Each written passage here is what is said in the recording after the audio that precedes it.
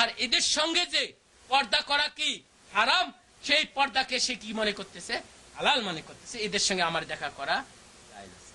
তদ্রুপ ভাবে আল্লাহ রাব্বুল আলামিন মানুষকে সৃষ্টি করে তাদের যে সম্পর্ক রয়েছে বা মৃত্যুর পর যে তার যে সম্পদ রয়েছে, এই সম্পদের বন্টন আল্লাহ রাব্বুল আলামিন তিনি নিজেই নিজের হাতেই তুলে নিয়েছেন এবং তিনি সম্পদকে বন্টন করে দিয়েছেন যে কে কতটুক সম্পদ পাবে, ছেলে কতটুক পাবে, মেয়ে কতটুক পাবে, স্বামী কতটুক পাবে, স্ত্রী কতটুক পাবে, মা কতটুক পাবে, বাবা কতটুক পাবে, ছেলে না থাকলে ভাই থাকলে কতটুক পাবে, ভাই না থাকলে ভাইয়ের ছেলে কতটুক পাবে।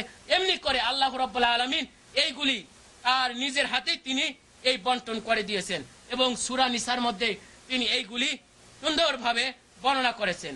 আর আল্লাহ রাব্বুল আলামিন এইগুলি বর্ণনা করার পর তিনি বলেছেন তিলকা হুদুদুল্লাহ। আল্লাহ কি বলেছেন? তিলকা হুদুদুল্লাহ, এটা হচ্ছে আল্লাহর কি হদ বা সীমা। যে ব্যক্তি এই হদকে মানলো আর আল্লাহ এবং আল্লাহর রাসূলের আনুগত্য করলো, তার জন্য রয়েছে কি জান্নাত।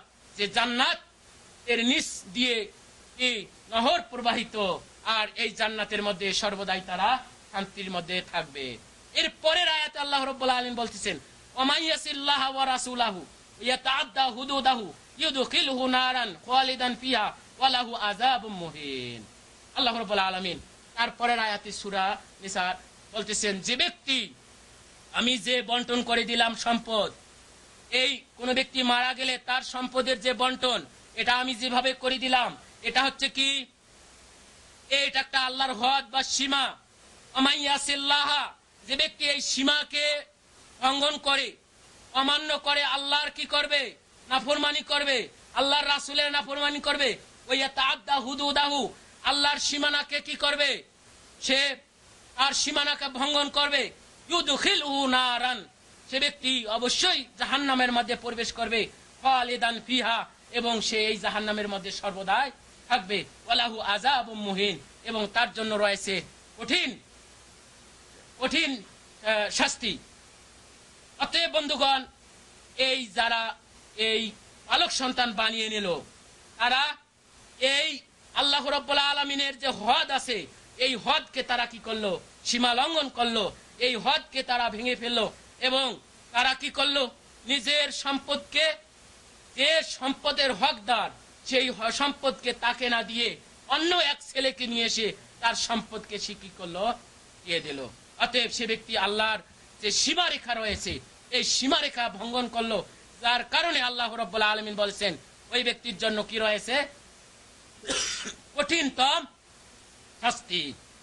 আর জন্য রয়েছে কি আর জাহান্নাম, জাহান্নামের আগুন, আর এই জাহান্নাম হচ্ছে তার জন্য কঠিনতম শাস্তি। অতএব বন্ধুগণ, আমরা আজকে এই দর্শ থেকে এটাই বুঝতেছি যে আল্লাহ রাব্বুল আলামিন এই পালক সন্তানকে কি করেছেন, তিনি এটাকে রহিত করেছেন বা জাহেলিয়াতের যুগে এটা ছিল, এটাকে হারাম করেছেন। এই পালক সন্তান এটা সন্তান নয়। অতএব কারো মধ্যে যদি এই প্রথা থাকে তাকে এটাকে বাতিল করতে হবে এবং আল্লাহ রাব্বুল আলামিন যেটা আদেশ করেছেন সেটাই আমাদেরকে কি করতে হবে, পালন করতে হবে। আর যদি আমরা তা না করি তাহলে আমরা অনেক হারাম কাজের মধ্যে কি হব, পতিত হব, যেগুলি আমি আপনাদের কাছে কয়েকটি দৃষ্টান্ত তুলে ধরলাম। এবং এর মধ্যে সবচেয়ে যেটা বেশি ক্ষতিকর আল্লাহ রাব্বুল আলামিন সূরা নিসার মধ্যে যেটা বলেছেন সেটা হচ্ছে যে আল্লাহ রাব্বুল আলামিন যে মানুষের তার সম্পদকে যাকে যে যতটুকু হকদার সেটা আল্লাহ রাব্বুল আলামিন বন্টন করে দিয়েছেন। আর এই সম্পদের বন্টনকে কোনো ব্যক্তি যদি নিজের ইচ্ছা মতন সে করে, অন্যর সন্তানকে নিয়ে আসে তার সম্পদকে তাকে দিয়ে দেয়, তাহলে সে কি করলো, এই হদকে এই সীমাকে লঙ্ঘন করার কারণে আল্লাহ রাব্বুল আলামিন তার জন্য কঠিনতম জাহান্নাম তৈরি করে রেখেছেন। এটাই এই আয়াতের মধ্যে আল্লাহ রাব্বুল আলামিন উল্লেখ করেছেন।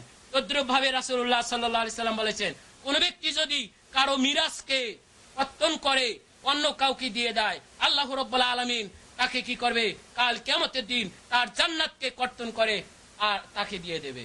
তদ্রুপ ভাবে রাসূলুল্লাহ সাল্লাল্লাহু আলাইহি সাল্লাম বলেছেন কোন ব্যক্তি যদি কারো একটু এক টাকার পরিমাণও যদি সম্পদ অন্যায়ভাবে গ্রহণ করে বা অন্য কাউকে দেয়, কাল কিয়ামতের দিন আল্লাহ রাব্বুল আলামিন 7টা ভাগ সম্পদ তার পিঠের মধ্যে তুলিয়ে দেবে যে যাও এটা তোমার এই শাস্তি, তুমি যে তার সম্পদকে অন্যায়ভাবে গ্রহণ করেছিল। অতএব বন্ধুগণ, এই পালক সন্তানের করার কারণে এইগুলি পাপের মধ্যে কি হচ্ছে, পতিত হচ্ছে। আল্লাহ রাব্বুল আলামিন আমাদেরকে এই সমস্ত পাপ থেকে বাঁচার তৌফিক দান করুন এবং এই সমস্ত জাহেলিয়াতি প্রথা, এই সমস্ত আইয়ামে জাহেলিয়াতের রুসুম রেওয়াজ থেকে আমাদেরকে বাঁচার তৌফিক দান করুন। আল্লাহ রাব্বুল আলামিন যেন আমাদেরকে সিরাতে মুস্তাকিমের উপর চলার এবং সিরাতে মুস্তাকিমের উপর আমল করার তৌফিক দান করেন। আকুলু কাওলি হাযা আস্তাগফিরুল্লাহ লি ওয়া লাকুম ওয়া লিসাইরিল মুসলিমিন। আসসালামু আলাইকুম ওয়া রাহমাতুল্লাহি ওয়া বারাকাতুহু।